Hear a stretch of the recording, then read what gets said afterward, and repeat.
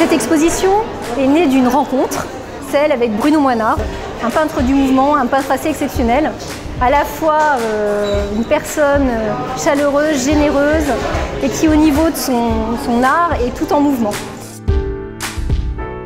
Quand on fait une exposition comme ça, on se dit on va faire une exposition, ce serait tellement bien qu'on puisse avoir des musiciens, qu'on puisse avoir un concert, qu'on puisse un peu bloquer une rue pour ne pas que ce soit un cocktail ou une présentation un petit peu timide. Et donc j'ai eu la possibilité de réunir plusieurs personnes, plusieurs amis.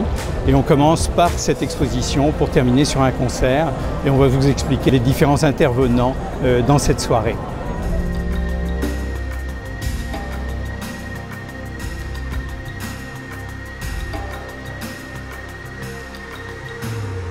Comme vous le savez, l'association 4 couleurs en fait, a toujours cherché à lier l'art, la mode et les savoir-faire. C'est pour ça qu'on a souhaité entourer Bruno d'artistes et d'artisans. Donc le premier artiste avec lequel on a souhaité collaborer, c'est Laurent Couzon et Charles Schilling avec la sortie de leur nouvel album chez Universal. Ensuite, on a décidé de faire intervenir une autre personne qui est pianiste soliste, qui s'appelle Célimène Daudet, et qui, elle, en fait, maintient un projet qui s'appelle le Haïti Piano Project, dans lequel, en fait, on intervient en tant qu'association 4 couleurs pour reverser une partie des ventes des tableaux à l'association afin d'acheter un piano et également de créer un festival de musique classique en Haïti. Je viens de jouer pour Haïti Piano Project, qui est un projet qu'on a monté avec une association qui s'appelle Raconte-moi un piano.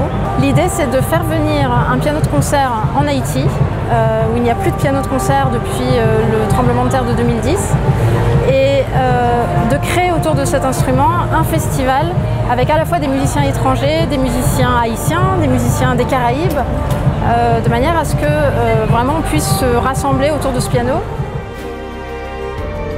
Ce soir, on est dans un lieu absolument magique, c'est la place Saint-Thomas d'Aquin au cœur du 7e arrondissement de Paris.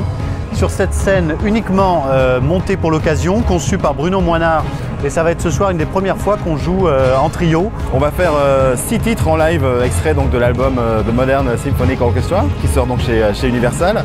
Donc structure un peu légère, bassiste, piano, un superbe piano Pleyel où Laurent va jouer. Et moi je vais m'occuper des parties électro pour les faire un peu en live et vivantes.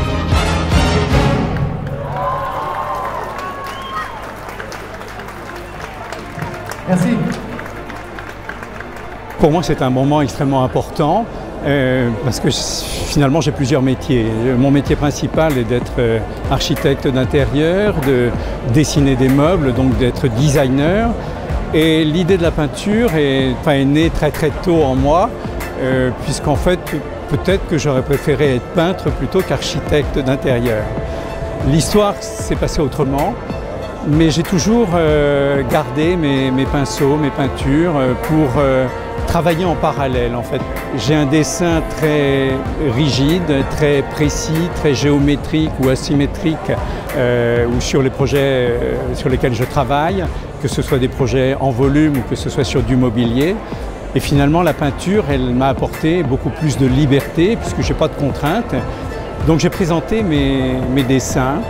Je suis toujours un peu décontracté, mais le jour où j'ai présenté ça à Diane de Polignac, c'était un drôle de moment parce que je ne savais pas si elle allait véritablement aimer, véritablement comprendre. Et puis un quart d'heure après, on m'a rappelé pour me dire, écoutez, dans 2 mois, le 20 juin, on fait une exposition, vous avez des grands formats, vous avez des toiles.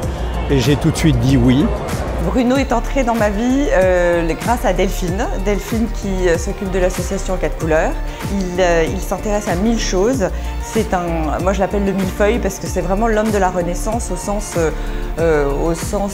classique du terme. C'est-à-dire qu'il s'intéresse à beaucoup de domaines différents et tous ces domaines se nourrissent les uns des autres. Il y a une démarche très profonde et son travail de peintre alimente toute sa créativité dans les autres domaines. Donc c'est vraiment la source originelle et c'est en parlant avec Bruno le premier jour que je me suis aperçue qu'avant tout c'était un peintre qui s'exprime ensuite de façon différente à travers l'architecture d'intérieur, dans la création de mobilier, etc. Mais la source originelle c'est sa peinture et tout procède de là. Après, c'est une exposition qui s'appelle Itinérance parce que c'est un peu le parcours de ma vie, c'est des voyages et je parcours le monde pour réaliser des projets un petit peu partout sur la planète. Des gens pourraient écrire, moi je peins et je note et je fais des croquis de souvenirs en fait de tous mes voyages. Et ce projet itinérant, c'est de résumer un petit peu ce passage d'une manière abstraite. Et ce sont des émotions d'endroits et de visites plutôt.